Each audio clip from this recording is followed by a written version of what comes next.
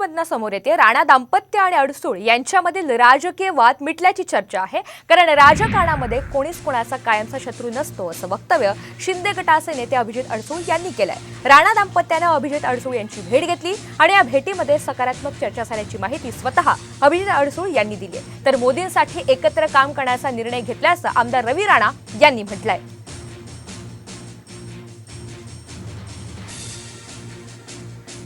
बघा, राजकारणात कोणी परमनंट शत्रू नसतो किंवा मित्र नसतो। खास करून आज ही जी लढाई चालू आहे ही देशाच्या पंतप्रधानांसाठी आज सगळीकडे चालू आहे। 400 पारचा आकडा एका ठिकाणी धरलेला आहे आणि देशाचं नेतृत्व जे नरेंद्र मोदी साहेब करत आहेत त्यांच्यासाठी सगळेच्या सगळे लढण्यासाठी तयार होते। आमचे पदाधिकारी आजही स्टँड बायवर आहेत, परंतु कुठेतरी नक्कीच पॉझिटिव्ह चर्चा आता हे गेल्यानंतर आम्ही नक्की बसून चर्चा करू आणि नक्कीच काहीतरी पॉझिटिव्ह आउटकम त्याच्यामधून येईल। जिन्होंने राम को लाया है उनको लाएंगे या विचारावर आज शिवसेनेचे नेते अभिजित अडसूळ साहेब या ठिकाणी त्यांच्या घरी आम्ही आलो।